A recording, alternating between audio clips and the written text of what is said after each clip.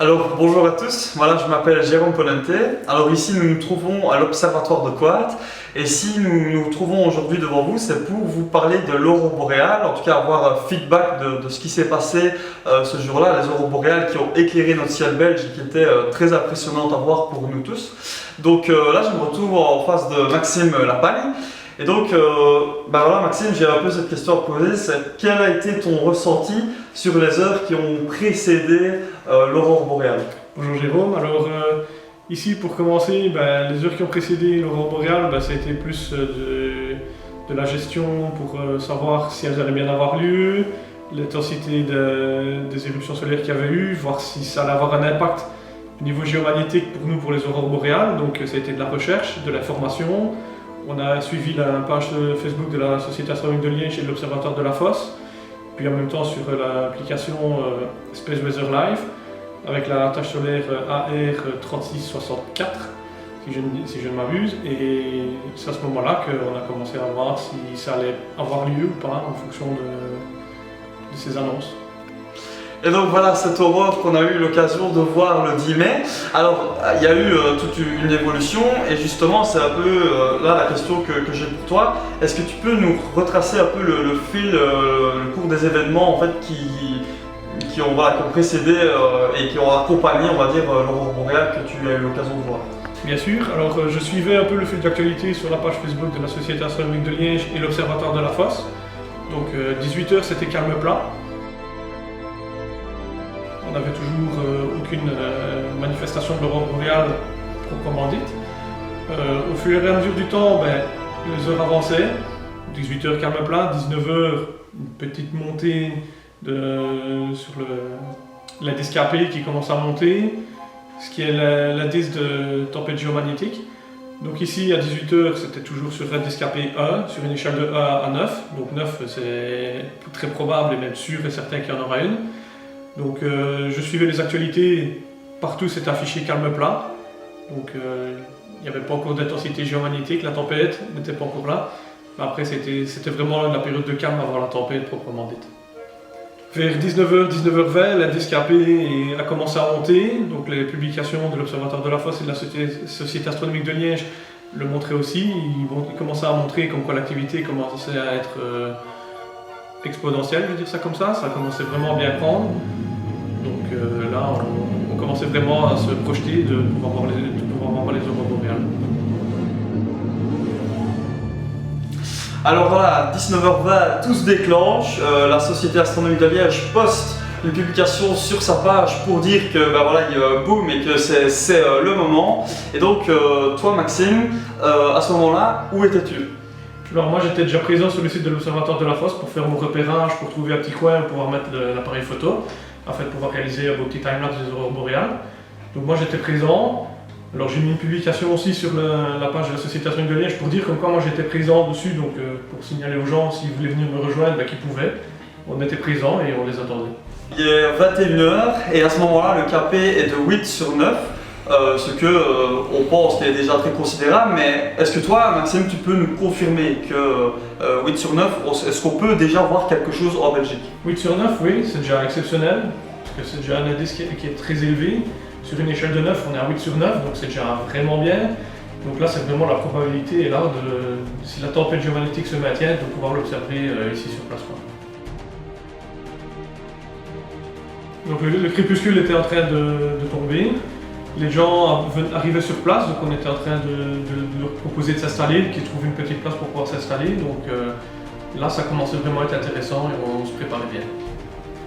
Alors voilà, de ce que je me souviens, moi j'étais particulièrement excité par l'événement qui avait lieu. Mais toi justement Maxime, comment tu te sentais? Est-ce que tu étais nerveux? Est-ce que tu étais excité? Comment tu te sentais lors de cet événement? J'étais vraiment excité de pouvoir observer une aurore boréale d'une forte intensité comme elle était annoncée. Donc franchement j'étais impatient de pouvoir la voir et en même temps un peu inquiet, interloqué de savoir comment ça allait se déclarer, voir si vraiment ça allait se maintenir ou pas. La nuit est tombée, donc là on était vraiment prêts, il y avait déjà une dizaine de personnes qui étaient sur place et au fil de la soirée, les gens ont afflué. Et là, on était plus ou moins une cinquantaine de personnes à être présentes sur le site de l'Observatoire de la Fosse. Alors, quand l'événement se déclenche, Maxime, toi visuellement, comment est-ce que tu comprends, comment est-ce que tu confirmes en fait qu'il s'agit bien d'une aurore boréale? Est-ce que c'est par photo? Est-ce que c'est voilà, visuellement à l'œil nu, j'ai envie de dire? Qu'est-ce qui t'indique? Les premières indications qui m'ont compris que c'était l'aurore boréale sont arrivées vers 12h30 approximativement, et uniquement en photographie, parce que le crépuscule n'était pas encore complètement tombé, mais en photographie ça ressortait déjà.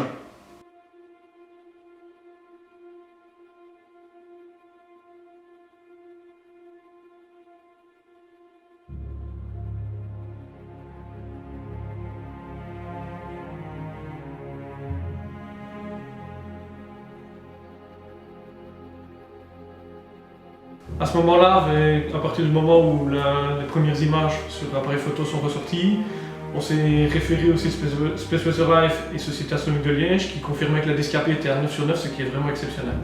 Alors, une question qui nous intrigue tous, c'est de savoir, ben voilà, visuellement, comment est-ce que ça se produit, qu'est-ce qu'on voit? Alors, Maxime, je me tourne vers toi, quel est le mouvement que tu as pu voir dans les aurores boréales, les potentielles couleurs, peut-être la hauteur aussi, tu peux nous en dire plus? Alors, au commencement, ben, c'était vraiment un petit léger, comme s'il y avait une petite brume, un petit voile nuageux. Il ne montait pas très très haut, puis vers 23 heures, ça s'est un petit peu calmé, puis après c'est vraiment reparti de façon exponentielle, ça est vraiment monté très haut jusqu'au zénith, et même plus. Donc là ça a vraiment été exceptionnel, vraiment on voyait des couleurs rougeâtres, on arrivait un peu à distinguer la partie verdâtre qui était vraiment la base de l'aurore boréale, et là ça a été on a vraiment compris qu'on était dedans. Alors Maxime, tu vois ça, tu vois cet événement grandiose devant toi, que fais-tu? Alors pour commencer, bah, j'ai déclenché l'appareil photo, j'ai lancé toute une série de photographies pour justement pouvoir réaliser un time-lapse de ce magnifique phénomène. Et en même temps, on a partagé sur la page de la Société Astronomique de Liège les clichés réalisés au smartphone pour montrer aux gens ce qu'ils pouvaient voir actuellement dans le ciel à ce moment-là.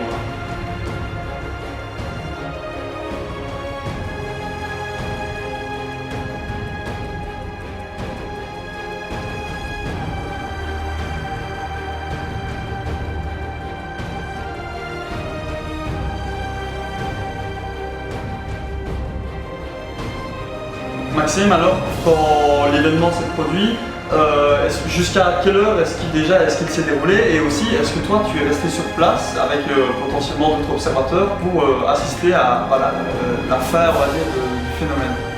Alors moi, je suis resté vraiment jusqu'au lever du jour, jusqu'à l'aube.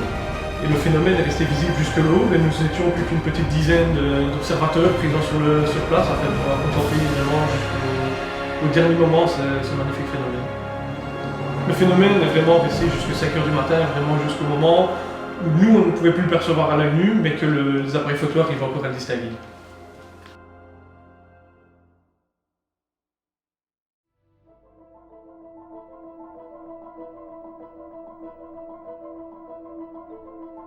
Alors voilà, ce phénomène impressionnant d'aurore boréale a duré jusque le lendemain, c'est-à-dire jusqu'au 11 mai. Alors toi Maxime, ce jour d'après, est-ce que tu es retourné sur place pour voir ce qui se passait dans le ciel? Moi en fait je suis resté sur place toute la journée du 11 mai, donc j'ai fait un peu d'observation solaire et exactement la soirée même j'ai pu réaliser un time-lapse au crépuscule qui montrait que la tempête géomagnétique était encore présente mais de faible intensité, et là malheureusement elle n'a pas été déclarée aussi fort que la veille.